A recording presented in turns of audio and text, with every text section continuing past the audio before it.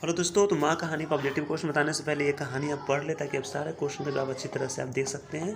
तो माँ कहानी है, देखिए इसको अच्छा से पढ़ लीजिए, देख लीजिए, है ना, ताकि आप अच्छा से जो है क्वेश्चन का जवाब दे सकते हैं। देख लीजिए ये माँ कहानी जो है ना, जो गुजराती भाषा में लिखा गया है ना, गुजराती भाषा में जो है वो लिखा गया है ये, ठीक है, आप देख सकते हैं।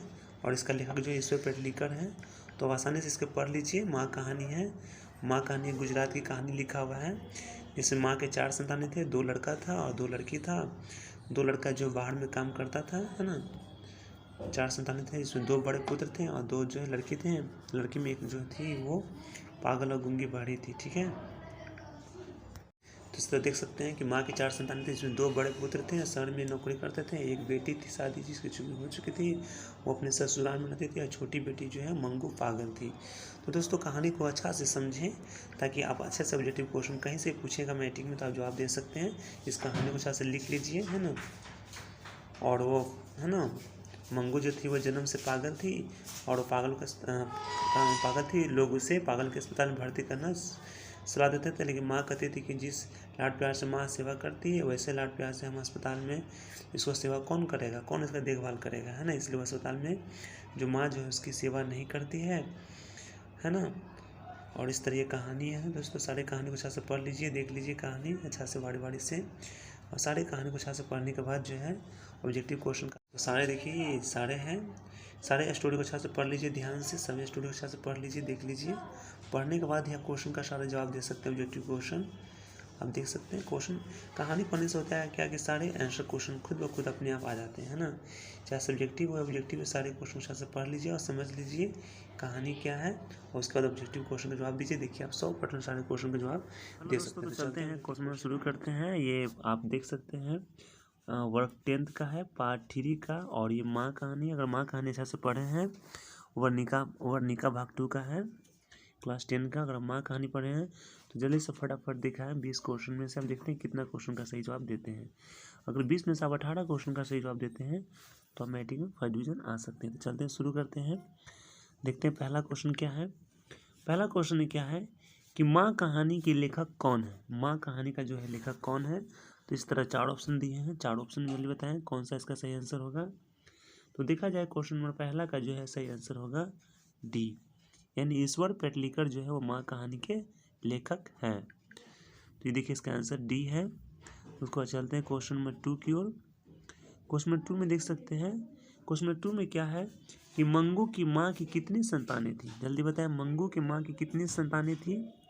इस तरह 4 ऑप्शन है, तो क्वेश्चन नंबर 2 का सही ऑप्शन होगा आपको ए होगा, यानी 4।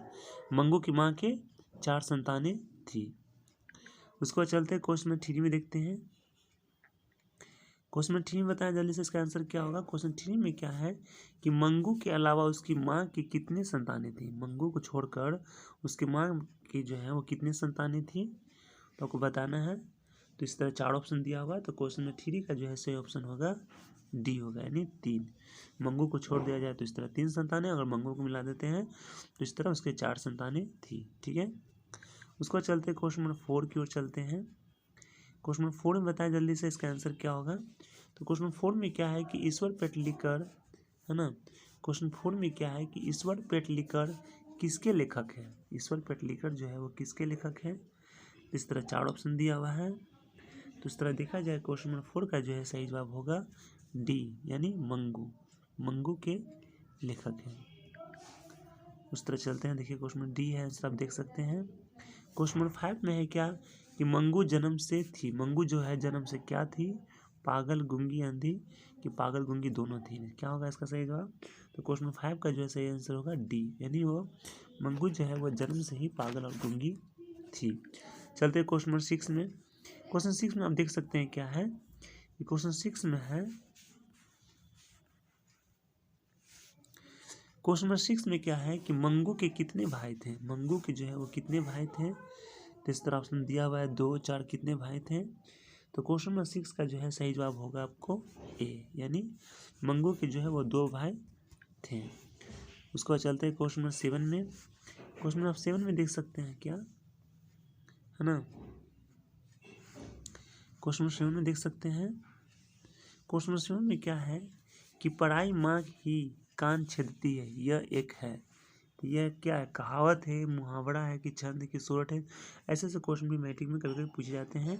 तो क्वेश्चन नंबर 7 का सही जवाब होगा ए होगा, यानी ये कहावत है ना। उसके बाद चलते हैं क्वेश्चन नंबर 8 में। क्वेश्चन नंबर 8 में देखते हैं क्या, आप देख सकते हैं, है ना। क्वेश्चन नंबर 8 में क्या है कि किसने कहा कि अगहन महीने में मंगू ठीक हो जाएगी? ये बात किसने कहा था?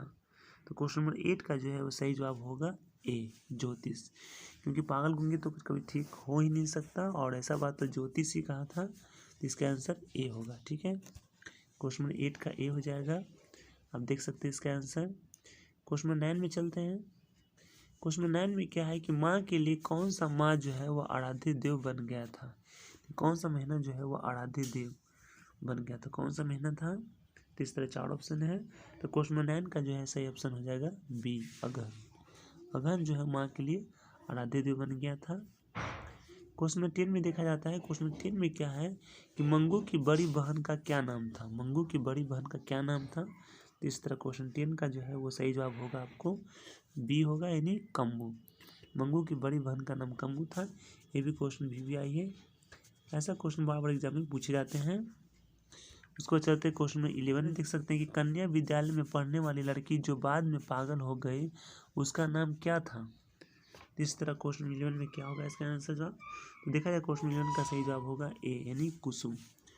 इसका सही जवाब क्या होगा? कुसुम था, जो पागल हो गई थी, जो कन्या विद्यालय में पढ़ती थी। उसके बाद क्वेश्चन में देखा जाए, क्वेश्चन 12 का है ना। क्वेश्चन 12 में देखा जाए क्या है कि माँ कहानी किस भाषा से अनुदित है? यानी माँ कहानी जो है वो किस भाषा से अनुदित है, यानी किस भाषा से है? गुजराती, कन्नड़, तमिल, उड़िया।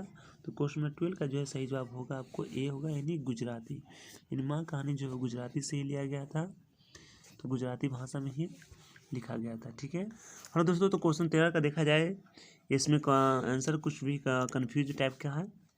कभी जो है वो गौशाला तो कभी कारागार, तो देखा जाए इसका सही जवाब जो होगा आपको गौशाला ही होगा। ठीक है, तो टेंशन की बात नहीं है। कितने बच्चे कारागार में भी टिक लगा चुके हैं, तो इसका गौशाला ही होगा। ठीक है, कारागार इसका आंसर नहीं होगा। ठीक है, उसको चलते क्वेश्चन नंबर 14 में देखते हैं। क्वेश्चन नंबर 14 में क्या है कि ईश्वर पेटलीकर किस भाषा के लेखक हैं? इसका सही जवाब क्या होगा?